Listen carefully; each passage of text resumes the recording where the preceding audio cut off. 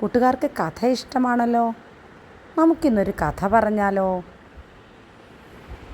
ഒരു കാട്ടിൽ ഒരണ്ണാനും ഉറുമ്പുമുണ്ടായിരുന്നു. അവർ വലിയ ചങ്ങാതിമാരായിരുന്നു.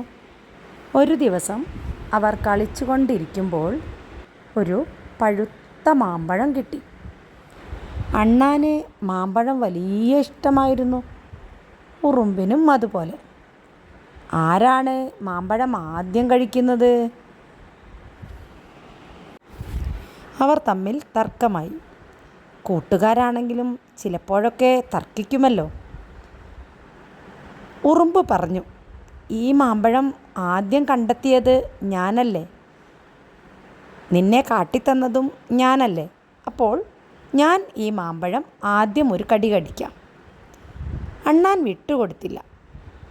നീ കണ്ടിട്ടാണെങ്കിലും ഞാനല്ലേ മാമ്പഴം പറിച്ചു കൊണ്ടുവന്നത്, അപ്പോൾ തീർച്ചയായും ഈ മാമ്പഴം ആദ്യം കഴിക്കേണ്ടത് ഞാനാണ്.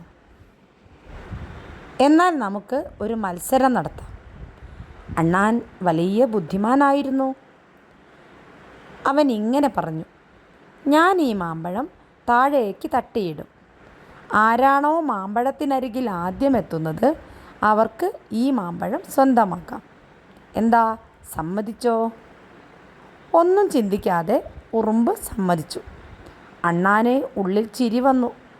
കാരണം ഉറുമ്പിനേക്കാൾ വേഗതയുള്ളവൻ ഞാനാണല്ലോ. പാവം ഉറുമ്പ് ഒരു പൊട്ടൻ തന്നെ, അണ്ണാൻ ഉള്ളിൽ കരുതി.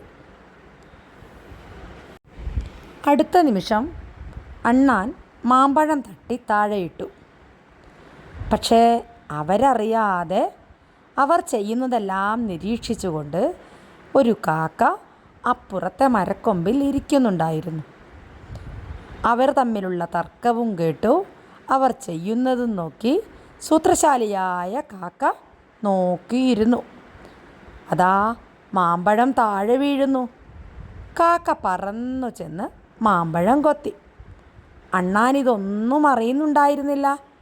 അണ്ണാൻ മരത്തിലൂടെ താഴെ എത്തുമ്പോഴേക്കും കാക്ക മാമ്പഴം കൊത്തി തിന്നാൻ തുടങ്ങിയിരുന്നു. ഇത് കണ്ടപ്പോൾ അണ്ണാന് വലിയ സങ്കടമായി. അവൻ ഇങ്ങനെ പറഞ്ഞു, ചങ്ങാതി, നീ എന്താണ് ഈ കാണിക്കുന്നത്? ഇത് ഞങ്ങളുടെ മാമ്പഴമായിരുന്നു. ഞാനും ഉറുമ്പും എത്ര കഷ്ടപ്പെട്ടിട്ടാണെന്നോ ഇത് സമ്പാദിച്ചത്.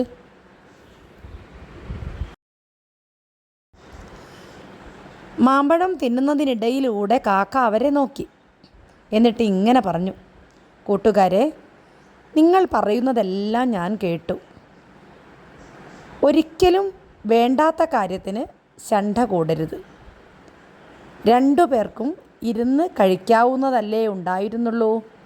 ഉറുമ്പ് വളരെ കുറച്ചു ഭാഗം മാത്രമേ കഴിക്കുള്ളൂ. ബാക്കി മുഴുവൻ നിനക്ക് കഴിക്കാമായിരുന്നു. നിന്റെ അതിബുദ്ധി കാരണം രണ്ടു പേർക്കും മാമ്പഴം കിട്ടാതായി. ചെറിയ ചെറിയ നീക്കുപോക്കുകൾ ഉണ്ടെങ്കിലേ എല്ലാ ബന്ധവും സുദൃഢമാവൂ. ഇനിയെങ്കിലും ശണ്ഠ കൂടാതെ സ്നേഹിച്ച് ജീവിക്കൂ. ഈ മാമ്പഴം ഞാൻ ഒറ്റയ്ക്ക് തിന്നോളാം. ഇത് നിങ്ങൾക്ക് ഒരു പാഠമാവട്ടെ. കാക്ക അവരെ നോക്കി മാമ്പഴം തിന്നാൻ തുടങ്ങി. അണ്ണാനും ഉറുമ്പും ഇളിഭ്യരായി മരത്തിന് മുകളിൽ കയറിപ്പോയി. കൂട്ടുകാർക്ക് കഥ ഇഷ്ടമായോ? എങ്കിൽ കമൻറ്റ് ചെയ്യൂ. നമുക്ക് പുതിയ കഥകളുമായി വീണ്ടും കാണാം. നമസ്കാരം.